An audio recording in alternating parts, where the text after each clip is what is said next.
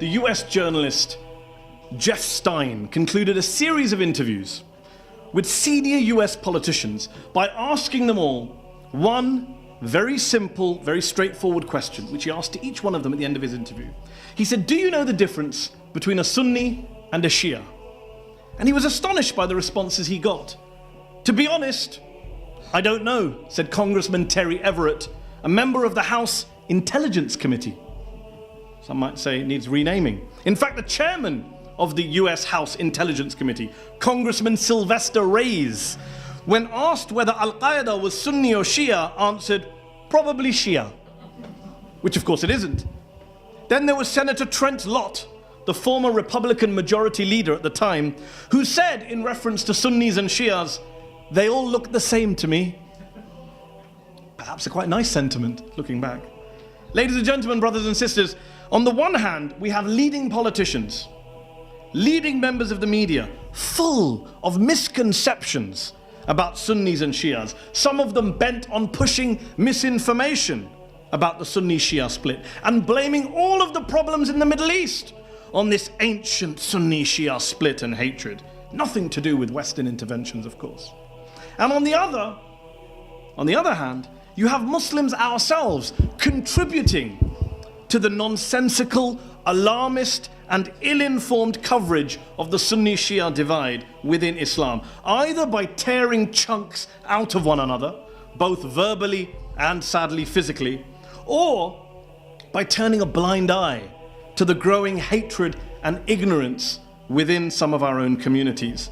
Now, we British Muslims should be proud of the fact that, contrary to what you might read in the newspapers, we are a peaceful, law-abiding, well-integrated, philanthropic community. Recent polls show that British Muslims are more patriotic than any other faith group. In fact, we're more patriotic than all of Scotland, apparently. And the Muslim Council of Britain, the MCB, should be particularly commended for having taken a very inclusive, very open-minded, very non-sectarian approach to these issues in recent years, to the specific issue of intra-Muslim unity, with events like this event, for which, yes, I will add my voice to Dr. Shafi's. Mrs. Unayza Malik should get a lot of credit for organising an important event like this Unity Iftar.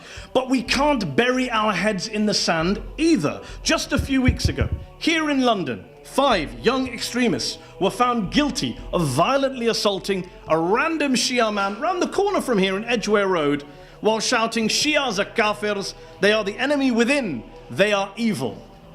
Go spend a few hours on social media as well, on Twitter or Facebook, as I unfortunately spend a lot of time doing, and you'll see vile and offensive things being said by Muslims about other Muslims. And it's getting worse, not better. Look, don't be fooled or duped. This is not about our very genuine and our very legitimate disagreements over Islamic theology, Islamic history, Islamic law. That's not what we're here to iron out or resolve or agree upon tonight or any other night. This is about politics, Middle East politics, geopolitics, and we need to be very clear-eyed about what this is about. This is not about religion. And British Muslims, this is my view, British Muslims cannot afford to become pawns in a faraway power struggle between Saudi Arabia and Iran or any other Middle Eastern nation. Nor can British Muslims afford to import into the UK the sectarianism that is sadly so rife now in places like Syria and Iraq. And you know, we talk about sectarianism, but what we're really talking about is hatred by another name. When we talk about Sunni versus Shia, what we're really talking about is Muslim versus Muslim, brother versus brother, sister versus sister. We're so blinded by our differences that we don't see what unites us. Here we are, 1.6 billion Muslims, a fifth of humanity, both Sunni and Shia, with the same God, the same prophet, the same book, the same Kaaba, the same prayer, the same fast, the same holy month of Ramadan. After all, what are we here to do tonight? Not just affirm our unity, but to have iftar, I hope. To eat together, to pray together. The French scholar of Islamic movements, Olivier Roy, has written that, quote, today, Azerbaijan is probably the only country in the world where there are still mixed mosques and Shias and Sunnis pray regularly together. as British Muslims, we should be working, in my view, to ensure we have such mosques, such joint prayers, such mixed events here in the UK much more regularly than we do. Remember, we British Muslims, whether we're Sunni or Shia, we face the same challenges and obstacles. We face the same Islamophobia and anti-Muslim bigotry, the same debates over radicalization and extremism. We endure the same attacks on our dress codes and on the halal meat that we eat. We share the same criticisms of our government's awful foreign policy in relation to the Muslim majority world. And so we need to stick together, support one another, have empathy with one another. And just on the specific subject of foreign policy, one final point before I finish.